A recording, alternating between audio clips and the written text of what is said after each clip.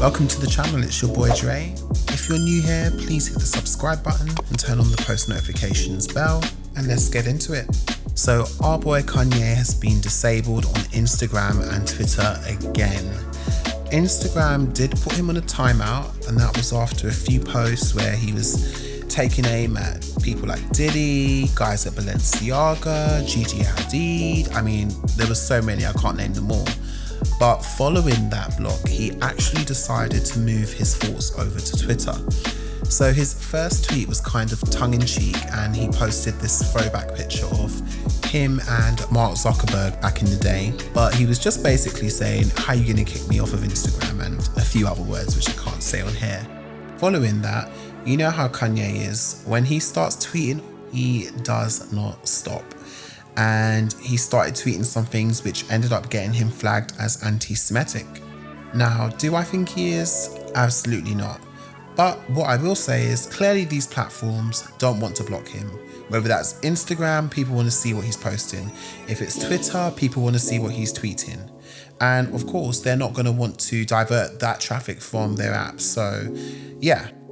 Now, I was really hesitant to even talk about this topic. There does seem to be some type of Kanye hate train at the moment, and it just appears as if he's on self-destruct right now, which is a shame, as I do think he's got so much to offer the world. Sometimes it just seems that he's unable to put this across in a way that's acceptable for most. Case point, the recent t-shirts. They caused such a stir that Kanye ended up at odds with Vogue's global fashion editor at large.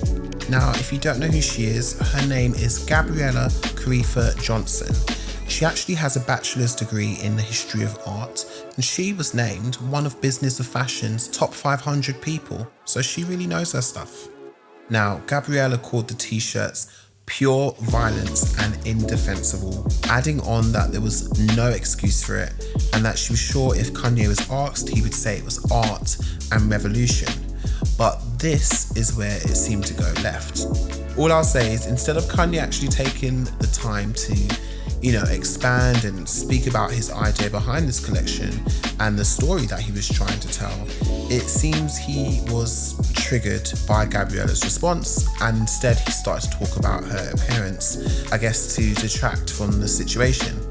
But, if anything, Gabriella was probably the only person that could have actually helped to make the t-shirt somewhat understandable, and she clearly has an understanding of what he was trying to show. But as she mentioned, it didn't land. So yeah, I couldn't get behind that. I respect everyone, but the message that Kanye put out, without any context, this just appeared to make a mockery of the Black Lives Matter movement, which people have lost their lives.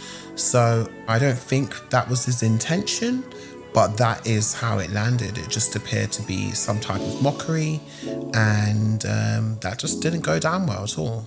So I hope Kanye actually uses this time to give himself, some reflection, regroup, think about his next move. He's such a gifted and talented person. I just hope his ego doesn't get in his own way. Sometimes that's the case with artists, especially of this magnitude.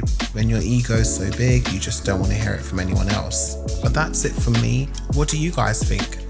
Let me know in the comments down below. And of course, do you think Kanye can come back from this once again? Either way, let me know down below, and don't forget to like, subscribe, and of course turn on post notifications. Thank you for watching, and I'll see you in the next one.